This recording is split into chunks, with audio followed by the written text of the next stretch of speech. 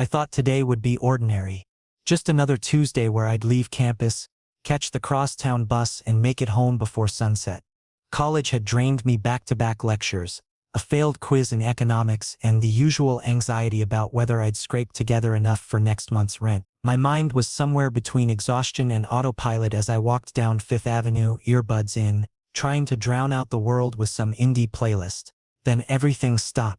A flash of movement caught my peripheral vision, a small figure, maybe 5 years old, darting off the sidewalk and straight into the street. My heart seized. He was running, his tiny legs pumping hard, his gaze locked on an ice cream truck parked across 4 lanes of rush-hour traffic. Cars were coming fast, a delivery van barely 20 feet away, and the kid had no idea. None. I didn't think. There wasn't time for that. I just moved. My backpack slid off my shoulder as I lunged forward, feet pounding against asphalt. I could hear the blare of a horn, sharp, deafening, but it felt distant, like it was happening to someone else. My hands found the boy's shoulders and I shoved him hard, harder than I meant to, sending him stumbling back toward the curb. He landed on the pavement with a soft thud. Safe. Then the impact hit me. It was like being slammed by a wall made of steel and rage. The world tilted violently, my body folding in ways it wasn't supposed to. I heard the screech of brakes, the crunch of something breaking, maybe metal, maybe bone, and then everything went black. When I opened my eyes again, the world was too bright. Fluorescent lights buzzed overhead, sterile and cold, and the sharp smell of antiseptic filled my lungs. My head felt like it had been split open with an axe, and when I tried to move my left leg, a searing pain shot through me. I glanced down. Plaster, a cast from ankle to mid-thigh. "Don't move." The voice came from my right, low and steady, carrying a weight that made me freeze. I turned my head slowly, wincing at the ache in my neck. That's when I saw him. He was tall, over 6 feet, easily dressed in a tailored black coat that probably cost more than my entire wardrobe. Dark hair, sharp jawline, and eyes the color of storm clouds. Those eyes were fixed on me with an intensity that made my breath catch. He wasn't just looking at me, he was studying me like I was some kind of puzzle he needed to solve. "You're awake," he said, and there was something in his tone, relief, maybe, or something deeper. "How do you feel?" "Like I got hit by a truck," I muttered, my voice hoarse. My throat felt like sandpaper. His lips twitched, almost a smile, but not quite.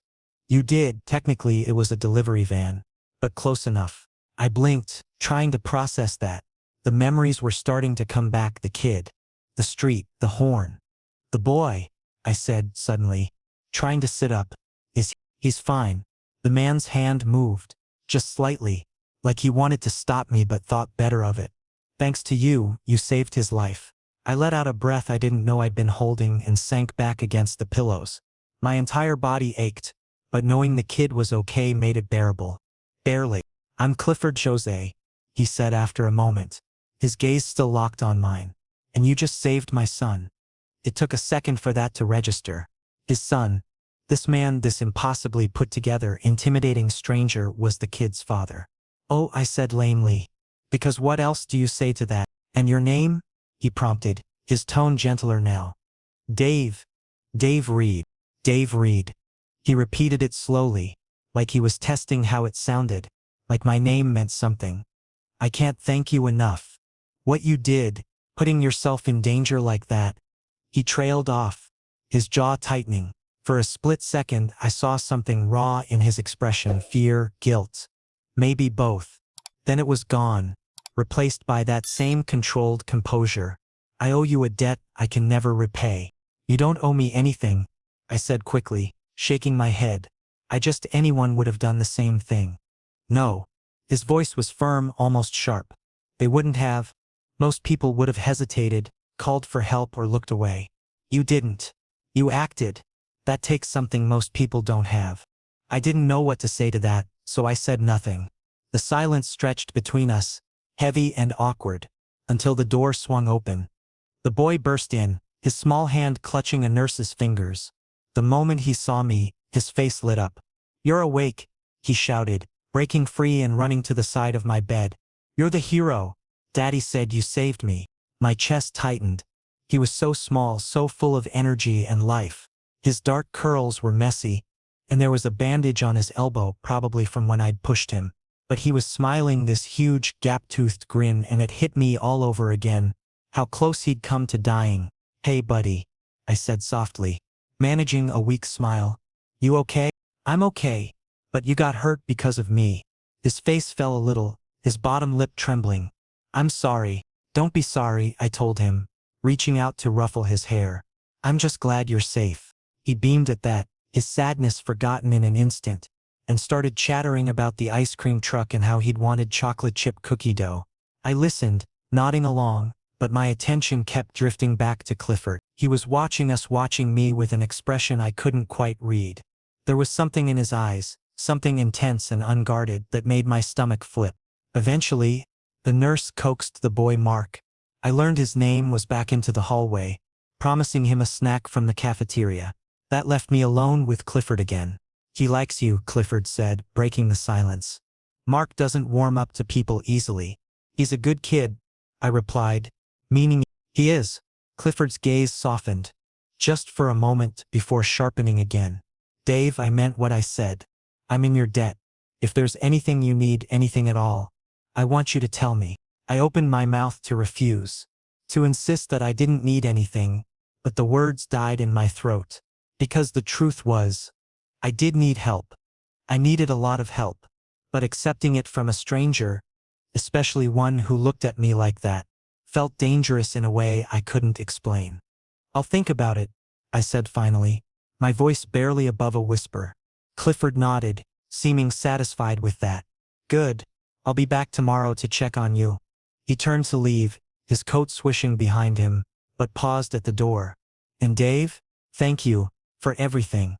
Then he was gone, and I was left alone in the sterile hospital room, my heart pounding for reasons that had nothing to do with the accident. 2 days later, they discharged me. The doctor had been reluctant, rattling off instructions about keeping weight off my leg and attending physical therapy sessions I couldn't afford.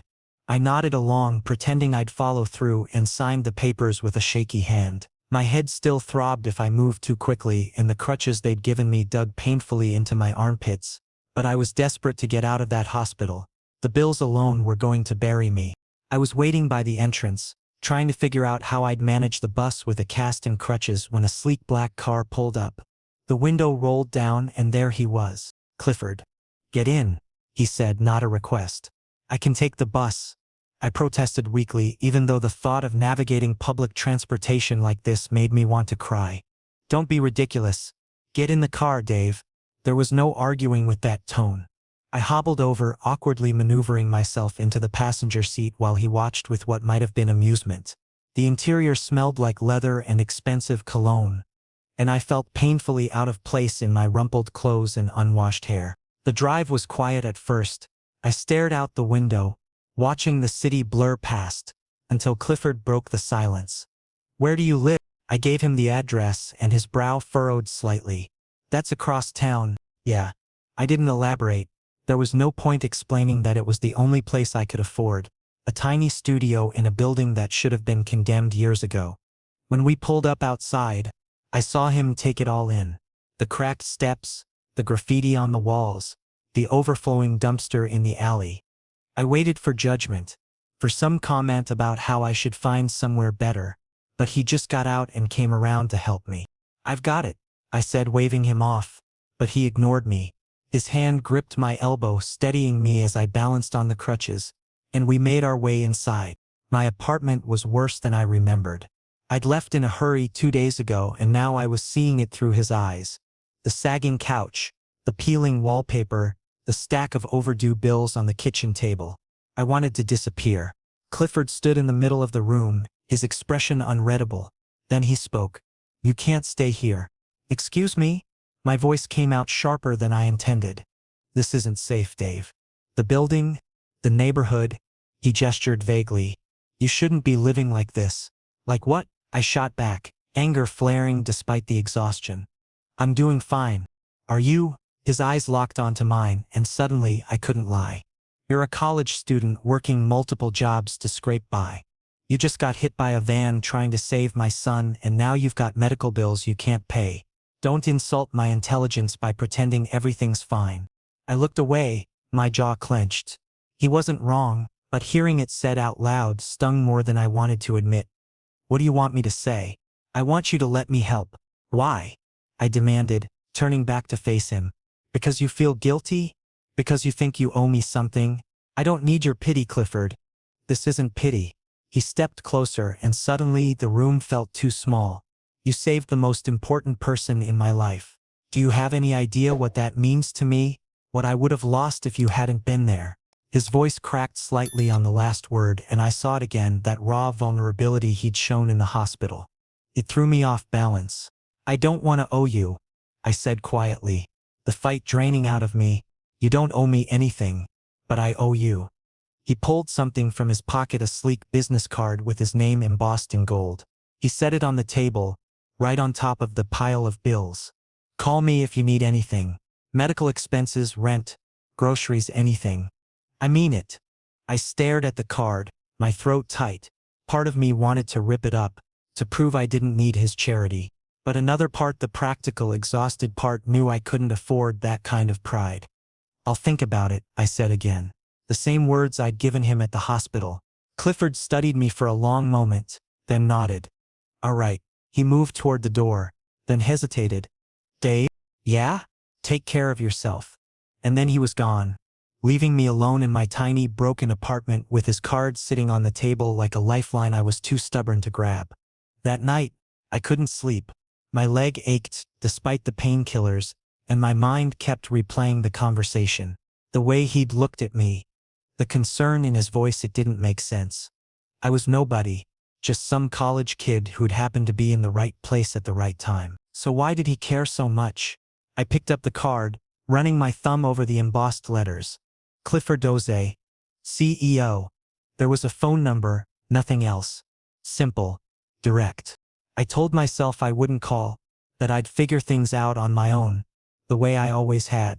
But as I lay there in the dark, listening to the sirens wailing outside, and feeling the weight of everything pressing down on me, I wasn't sure I believed it. Because for the first time in a long time, someone was offering to help. And as much as I hated to admit it, I was drowning. Maybe it was okay to let someone throw me a rope. Maybe it didn't make me weak. I set the card on my nightstand, close enough to reach if I changed my mind. And as exhaustion finally pulled me under, I thought about storm gray eyes and the way my name had sounded when he said it, like it mattered. Like I mattered. It was a dangerous thought, one I should have pushed away immediately. But I didn't. Instead, I let it linger, warm and unsettling. As I drifted off to sleep, I lasted 3 days before I texted him. 3 days of trying to manage on my own, of hobbling to classes and falling behind in assignments because I couldn't concentrate through the pain. 3 days of staring at my bank account and watching it drain with every meal, every medication refill. 3 days of telling myself I didn't need anyone's help. On the 4th morning, I picked up the card and typed out a message before I could talk myself out of it. "Is that dinner offer still open?" His reply came within minutes. "Absolutely. Tonight? I'll send a car at 7. I almost backed out a dozen times that day. What was I doing? This wasn't just accepting help. This felt like something else, something I couldn't name. But when 7 o'clock rolled around and the black car pulled up outside my building, I got in anyway. The restaurant was the kind of place I'd only seen in movies. Floor-to-ceiling windows overlooking the city. Crystal chandeliers, waiters in white gloves. I felt like a fraud in my clean jeans and button-down shirt. The nicest things I owned. But when Clifford saw me, his entire face changed, softened in a way I hadn't seen before. "You came," he said, standing to greet me. "You said you'd wait," I replied, managing a small smile. "I did." He pulled out my chair and I sat, hyper-aware of every movement, every glance from other diners. But Clifford seemed oblivious to it all. His attention was entirely on me. "How's the leg?" he asked once we were settled. "Healing, slowly." I didn't mention the nights I couldn't sleep because of the pain, or the way I'd nearly fallen down the stairs yesterday because the crutches slipped. He frowned slightly, like he knew I was downplaying it. "And classes? Manageable." Another lie. I'd missed 2 exams and was drowning in makeup work, but admitting that felt like admitting defeat. Dave. His voice was gentle but firm. You don't have to pretend with me. Something in his tone made my defenses crumble. It's hard, I admitted quietly.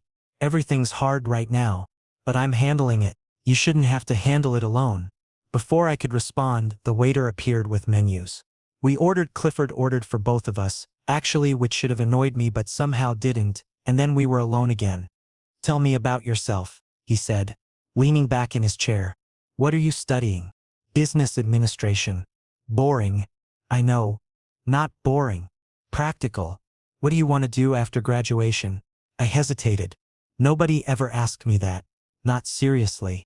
I don't know, maybe something in marketing or event planning. I like organizing things. Bringing people together. I shrugged. It's not glamorous. It doesn't need to be glamorous to be meaningful. His eyes held mine. You have good instincts. I saw that when you saved Mark. That wasn't instinct. That was panic. No. He shook his head. Panic freezes people. You acted. There's a difference.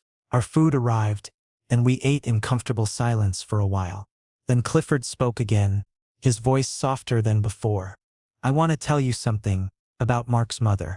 I looked up, surprised. This felt personal, more intimate than anything we'd discussed so far. Her name was Elena. We were young, barely 23, when she got pregnant. I thought we'd make it work. I was ready to try, but she wasn't. He paused, his jaw tightening. The day Mark was born, she held him for maybe 10 minutes. Then she left.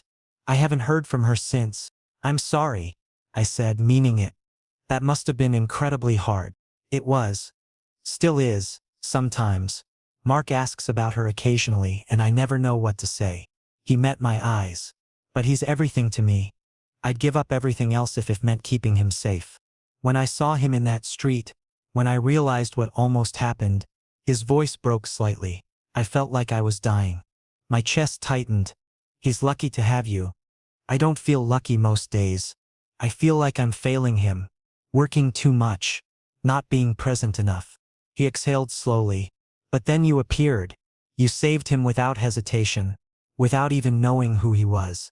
That's not something I can ever forget, Dave. You don't have to keep thanking me. I'm not thanking you. He leaned forward, his gaze intense. I'm trying to tell you that meeting you changed something. For both of us. Mark talks about you constantly. The hero who saved me, and I. He trailed off, searching for words. I find myself thinking about you too, wondering if you're okay, if you need anything. It's not obligation. It's something else. My heart was racing now. My palms sweaty. What are you saying? I'm saying I'd like to see you again. Not because I owe you, but because I want to. Because when I'm around you, things feel lighter somehow. Less complicated. He smiled. A real smile this time. Warm and genuine. Is that something you'd be interested in? I should have said no. This was moving too fast, getting too messy. He was older, wealthier, a single father with responsibilities I couldn't begin to understand. We came from completely different worlds. But when I opened my mouth, what came out was, yes. His smile widened, and for the first time since the accident, I felt something other than pain or exhaustion. I felt hope. We talked for hours after that, the conversation flowing easily. He told me about his company, the long hours and constant pressure. I told him about my family or lack thereof. My parents had passed away when I was 16, leaving me with nothing but debt and a fierce determination to make something of myself. You're stronger than you think, Clifford said when I finished. Most people would have given up. Giving up wasn't an option. Still isn't. His hand moved across the table, stopping just short of mine. Let me help you, Dave. Not because you need it, but because I want to. Please. I looked at his hand, so close to mine, and made a decision. I closed the distance, my fingers brushing against his. Okay, I whispered. But only if you stop feeling guilty about the accident. Deal. His hand wrapped around mine, warm and solid and reassuring. Though I reserve the right to feel grateful. I can live with that. When he drove me home that night, the silence in the car was different.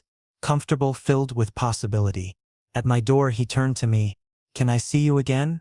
Soon. I'd like that. Good. He hesitated, then reached out, his hand gentle against my cheek. Get some rest, Dave, and call me if you need anything. I mean it. I nodded, not trusting my voice, and watched as he walked back to his car. As I made my way inside, I realized I was smiling. Really smiling, for the first time in weeks. Maybe accepting help wasn't weakness after all. Maybe it was just the beginning of something I hadn't known I needed. 3 weeks passed, and Clifford became a constant in my life. Not in an overwhelming way, more like gravity. Something I didn't notice until I realized I was already caught in its pull. He texted every morning, simple things like sleep well or, how's the leg today? We met for lunch when his schedule allowed, always at places far quieter than that first restaurant, where we could actually talk without feeling watched. And then there was Mark. The kid had attached himself to me with the stubborn determination only a 5-year-old could manage. Clifford started bringing him along to our meetings, and somehow I'd gone from casual acquaintance to Mark's favorite person. We'd sit on the floor of my apartment. Clifford had insisted on paying my rent for 3 months, and I'd stopped fighting him on it, building elaborate structures out of blocks while Mark narrated elaborate stories about dragons and knights. You're really good with him, Clifford said one afternoon, watching from the couch as Mark and I constructed what was supposed to be a castle, but looked more like a crooked tower. He makes it easy, I replied, steadying a block before it toppled. He's got a great imagination. He's never been this comfortable with anyone outside of family. Clifford's voice carried something unreadable. Not even his teachers or the nannies I've hired. I glanced up at him. Maybe he just needed someone who'd play with him instead of trying to manage him. Maybe. His eyes held mine for a beat too long, and I felt that familiar flutter in my chest, the one that showed up whenever he looked at me like that. The following week, Clifford called me. Not texted, called. Can you come to my office tomorrow? There's something I want to discuss. My stomach twisted with nerves. Is everything okay? Everything's fine. I just have a proposition for you. I spent the entire night imagining worst-case scenarios, but nothing prepared me for the reality. Clifford's office was on the 42nd floor of a glass tower downtown, all sleek lines and modern furniture. His desk alone probably cost more than my entire education. He stood when I entered, gesturing to a leather chair across from him. Thanks for coming, he said, his tone more formal than usual. It put me on edge. What's this about? He sat down, folding his hands on the desk. I want to hire you as Mark's tutor. Part-time, flexible hours around your class schedule. I'll pay you well, more than any campus job could offer. I blinked. A tutor? Clifford. He's 5. What would I even teach him? Reading, basic math, social skills. But mostly I just want him to have consistency with someone he trusts. He paused. Someone I trust. The weight of those last 3 words settled between us. I don't know if I'm qualified. You're more qualified than anyone I could hire. He stood and walked around the desk, leaning against it so we were at eye level. Mark lights up when you're around. You make him laugh. You listen to him. That's worth more than any degree. Clifford, I've already taken so much from you. The medical bills, the rent. Stop. He moved closer, close enough that I could smell his cologne. Something woody and expensive. This isn't charity, Dave. You'd be earning this. Mark needs you. And what about you? The question slipped out before I could stop it. What do you need? His expression shifted, something raw flickering across his features. I need you in my life, he said quietly. These past few weeks, having you around, it's changed things. Mark's happier. He trailed off, his jaw tightening like he was trying to hold something back. You're what? I pressed, my heart hammering. His gaze dropped to my mouth, just for a second before returning to my eyes. I'm not lonely anymore. The air between us felt charged, electric. I couldn't breathe properly, couldn't think straight. Clifford, I know this is complicated, he said, his voice dropping lower. I know there's a power imbalance here, that I'm older, that I have responsibilities you didn't sign up for. But I can't pretend anymore. Ever since that day in the street, when I thought I'd lost Mark and then realized a stranger had risked his life to save him. He stopped swallowing hard. You've been on my mind constantly. Not out of gratitude, out of something else entirely. What are you saying? I whispered. I'm saying I want you here, with us. However that looks. His hand lifted, hovering near my shoulder but not quite touching. But I won't pressure you. Think about the tutoring job. Think about everything. I'll wait for your answer. He stepped back, putting distance between us, but the ghost of his presence lingered. I left his office in a daze, my thoughts spiraling. This was insane. A month ago I'd been struggling to survive, and now I had a CEO offering me a job and something that felt dangerously close to a relationship. But the scariest part? I wanted it. All of it. That night, I lay in bed staring at the ceiling, replaying the conversation, the way he'd looked at me, the vulnerability in his voice when he'd admitted to being lonely. I'd spent so long being independent, refusing help, building walls to protect myself. And here was Clifford, quietly dismantling every one of them. I picked up my phone and typed out a message before I could overthink it. I'll take the job. When do I start? His response came immediately. Tomorrow. And Dave? Yeah? Thank you. I set the phone down, my chest tight with something that felt like anticipation and terror in equal measure. Tomorrow, everything would change. And for once I wasn't running from it. The next morning, I showed up at Clifford's penthouse, because of course he lived in a penthouse with a backpack full of children's books and a notebook. Mark greeted me at the door, bouncing with excitement. Dave, you're really gonna be my teacher? Looks like it, buddy, I said, grinning despite my nerves. Clifford appeared behind him, dressed more casually than I'd ever seen him, in dark jeans and a gray sweater. He looked younger somehow, less intimidating. Welcome, he said, and the warmth in his voice made my stomach flip. We spent the afternoon going through letters and numbers, Mark sitting between us on the couch. It felt natural, easy, like we'd been doing this for years instead of hours. At one point Mark fell asleep with his head on my lap, exhausted from all the learning. He's out cold, I murmured, glancing at Clifford. Let him rest. Clifford's hand moved to brush a curl off Mark's forehead, his touch gentle. Then his eyes met mine. This is nice. It is, I agreed softly. Dave. His voice was barely above a whisper. I meant what I said yesterday, about wanting you here. My throat tightened. I know. Does that scare you? Terrifies me, I admitted. But I'm here anyway. A slow smile spread across his face, the kind that reached his eyes and made him look almost boyish. That's all I needed to hear. We sat there in comfortable silence, Mark sleeping peacefully between us, and for the first time in years I felt like I belonged somewhere. It was fragile and new and possibly doomed, but it was real, and that was enough. A month into tutoring Mark, I'd settled into a rhythm. 3 afternoons a week, I'd take the subway to Clifford's building, spend a few hours teaching Mark his letters and numbers, and then stay for dinner. It wasn't part of the job description, but Clifford always insisted, and I'd stopped pretending I didn't want to stay. Tonight was different though. Mark had been cranky all afternoon, fighting me on every lesson until Clifford finally scooped him up and carried him to bed early. Now it was just the two of us, sitting in his living room with glasses of wine. Neither of us had touched much. Sorry about that, Clifford said, running a hand through his hair. He's been testing boundaries lately. He's 5. It's normal.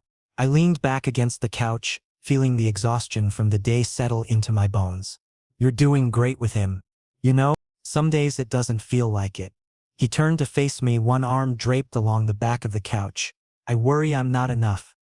That he needs more than one parent fumbling through this. He needs love and stability. You give him both. I met his gaze. Stop being so hard on yourself. You sound like a therapist. Maybe you need one, I teased. He laughed, a real laugh that crinkled the corners of his eyes. Maybe I do. Then his expression sobered. Can I ask you something personal? My pulse quickened. Sure. Have you ever thought about having a family?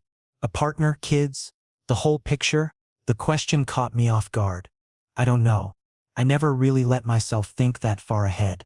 After my parents died, survival became the only goal. Everything else felt like a luxury. And now, I hesitated, choosing my words carefully. Now I'm starting to think maybe I'm allowed to want more than just survival.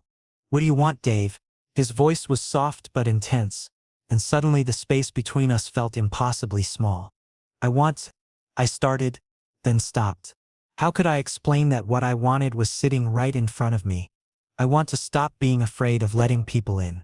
Are you afraid of me? Sometimes. I admitted it before I could think better of it.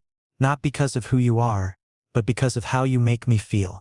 Like I'm standing at the edge of something I can't come back from. Clifford set his wine glass on the coffee table with deliberate care. Would coming back be so important? Wouldn't it? Not if what's on the other side is worth the jump. He shifted closer, his knee brushing mine. Dave, I need to be honest with you. This stopped being about gratitude weeks ago. Maybe it never was. When I look at you, I don't see the guy who saved my son. I see someone who makes me want things I thought I'd given up on. My breath caught. Like what? Like coming home to someone who actually wants to be there. Like having conversations that don't revolve around business deals or school schedules. Like feeling something real for the first time in years. His hand moved to rest on the couch beside my thigh. Not touching, but close enough to feel the heat. Tell me I'm not alone in this. I should have pulled back, should have reminded him about boundaries and complications. Instead, I said, "You're not alone." The relief that washed over his face was palpable. "Can I tell you something else?" "Anything. I think about you constantly. When I'm in meetings, when I'm putting Mark to bed, when I'm trying to sleep at night, you're always there, in the back of my mind, making everything feel less important." "Clifford," my voice came out shakier than I intended. "I know this is a lot. I know I should probably give you space to process everything. But I'm tired of pretending." His hand finally moved, fingers brushing against mine where they rested on my knee. "I want to be with you. Not as Mark's father hiring his tutor. As myself, as someone who's falling for you and can't seem to stop." The words hung in the air between us, heavy with meaning. I looked down at our hands, his fingers now laced with mine, and made a decision that felt both terrifying and inevitable. "I'm scared," I confessed. "You're so far out of my league it's not even funny. You're successful and put together, and I'm barely keeping my life from falling apart. What happens when you realize I'm not worth all this effort?" His grip tightened. "What happens when you realize you've always been worth it?" And then he kissed me. It wasn't rough or demanding. It was careful, almost tentative, like he was giving me every chance to pull away. But I didn't. Instead, I leaned into it, my free hand coming up to cup his jaw as the kiss deepened. He tasted like wine and something uniquely him, and it was overwhelming in the best possible way. When we finally broke apart, we were both breathing hard. His forehead rested against mine. His eyes closed. "Tell me this is okay," he murmured. "Tell me I didn't just ruin everything." "You didn't ruin anything," I whispered back. "But Clifford, we need to be smart about this." "Mark, I know." He pulled back slightly, his thumb stroking across my knuckles. "We'll take this slow. We'll figure out how to do this right. But Dave, I need you to understand something. This isn't casual for me. I don't do casual, especially not when my son's involved. If we do this, I'm all in." The intensity in his voice should have scared me. Instead, it made me feel anchored. "I'm all in too," I said, and meant it. He smiled then, that rare, genuine smile that transformed his whole face. "Stay tonight." "Not like that," he added quickly when he saw my expression. "Just stay. Sleep in the guest room. Have breakfast with us in the morning. Let me wake up knowing you're here." It was such a simple request, but it felt monumental. Staying meant acknowledging this was real, that we were crossing from whatever we'd been into something new and undefined. "Okay," I agreed. "I'll stay." We sat there for a while longer, talking about nothing and everything, his hand never leaving mine. Eventually, he showed me to the guest room, a space bigger than my entire apartment, and left me with a soft goodnight and a kiss on the forehead that felt more intimate than anything else we'd done. I lay in the unfamiliar bed, listening to the quiet sounds of the penthouse settling around me, and thought about how much my life had changed in just a few weeks. I'd gone from struggling alone to being part of something that felt dangerously close to a family, and as I drifted off to sleep, I realized I wasn't afraid anymore. Not of this, not of him, not of what we were becoming. For the first time in a long time, I was just hopeful. 2 months later, my life had transformed into something I barely recognized. I'd moved past denial and into acceptance. Acceptance that Clifford had become more than just Mark's father or my employer. He was my partner, though we'd been careful to keep that part private. Mark knew I was around more, that I sometimes stayed overnight in the guest room, but the specifics remained unspoken. Kids were perceptive though. I caught Mark watching us sometimes, a curious look on his face like he was trying to puzzle something out. It was a Saturday morning when everything shifted again. I was in the kitchen making pancakes. I'd learned Mark loved them with chocolate chips when Clifford came up behind me, wrapping his arms around my waist. "Morning," he murmured against my neck, and I felt the warmth of his breath raise goosebumps on my skin. "Morning yourself. You're up early. Couldn't sleep." He rested his chin on my shoulder, watching me flip a pancake. I kept thinking about something. "Dangerous habit," I teased, but my heart was already picking up speed. That tone meant he'd been planning something. "Move in with us." I nearly dropped the spatula. "What? Move in? Officially? Bring your stuff? Take the guest room if you want your own space. But be here. With us." He turned me around so we were face to face, his hands on my hips. "I know it's fast. I know we've only been together for 2 months. But Dave, I wake up every morning hoping you're still here. And on the days you're not, everything feels wrong. I don't want to keep doing this halfway." "Clifford, that's a huge step. What about Mark? How would we explain?" "We tell him the truth, that you're important to me, that we care about each other. He's smart enough to understand that people who love each other want to be together." The word love hit me like a physical thing. "Is that what this is?" His eyes softened. "For me it is. I'm in love with you, Dave. I didn't plan it, didn't expect it, but here we are. And if you're not there yet, that's okay. I can wait, but I still want you here." I stared at him, my mind racing. This was insane. We'd known each other for less than 4 months total. People didn't fall in love this fast, didn't uproot their entire lives for someone they'd barely begun to know. Except I had fallen.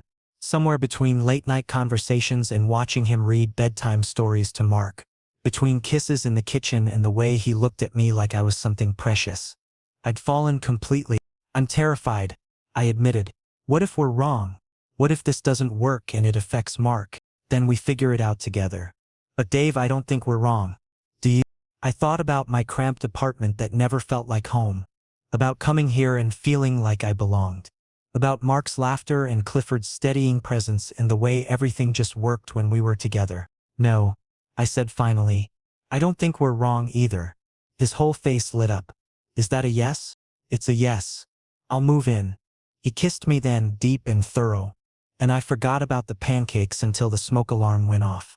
We broke apart laughing, Clifford rushing to open windows while I scraped the burnt pancake into the trash. "What's burning?" Mark's sleepy voice came from the doorway. "Just breakfast," I said, grinning at him. "Want to help me make more?" "Yeah." He scrambled onto his stool at the counter and Clifford caught my eye over his head. The look he gave me was full of affection and promise, and I felt my chest tighten with emotion. Later that day, after Mark was occupied with his toys, Clifford and I sat down to actually talk through the logistics. Where my stuff would go, how to handle bills, what this meant for our relationship going forward. "I want to contribute," I insisted. "I'm not going to just live here rent-free. You're tutoring Mark. That's contribution. That's not enough and you know it. Let me pay for groceries at least. Or utilities." He considered this. "Fine. You can handle groceries. But Dave, I want you to understand something. This isn't about money. It's never been about money. I want you here because I love you, because Mark adores you, because we're better with you than without you. I love you too." I said the words feeling both terrifying and natural. I didn't want to, and I tried not to. "But I do." "Why didn't you want to?" he asked gently. "Because people leave. They always leave. My parents died and I've been alone ever since. Letting you in means risking that pain again. I'm not going anywhere." He took both my hands in his. "I can't promise life won't throw us curveballs, but I can promise I'm committed to this. To us. To figuring out how to make this family work." Family. The word settled over me like a blanket. That's what we are, aren't it? A family. If you'll have us. "I will," we told Mark that evening after dinner. He was building a tower with his blocks, and Clifford sat down beside him while I hovered nervously nearby. "Hey buddy, we need to talk about something," Clifford started. Dave's going to be living with us now. All the time. Is that okay with you? Mark looked up, his face scrunching in thought. Like forever? Like forever. I confirmed, moving to sit on his other side. Good. He went back to his blocks like it was the most natural thing in the world. I like when Dave's here. It's better. Clifford and I exchanged glances, relief flooding through me. Better how? I asked. You smile more, Daddy. And Dave makes funny voices when he reads stories. And we have more fun. He paused, adding another block. Are you gonna be my other daddy now? My breath caught. Clifford looked at me, a question in his eyes. I'd like that, I said carefully. If that's something you want? Mark beamed. Yeah. Then I have two daddies like Sammy at school. And just like that, it was decided. I was part of this family, this strange, wonderful, unexpected family that had formed from tragedy and chance. That night, after Mark was asleep, Clifford and I stood in what would now be our bedroom. He'd insisted I take the master with him rather than the guest room. No regrets? He asked, pulling me close. Not even one. Good. Because you're stuck with us now. I wrapped my arms around his neck, feeling the solid warmth of him against me. I can think of worse fates. He kissed me softly, and I thought about how far I'd come, from barely surviving to thriving, from being alone to being part of something bigger than myself. It had happened fast, maybe too fast by conventional standards, but it felt right. As we settled into bed together for the first time in what would be our shared space, I realized I'd finally found what I'd been missing all along. Not just a place to live, but a place to belong.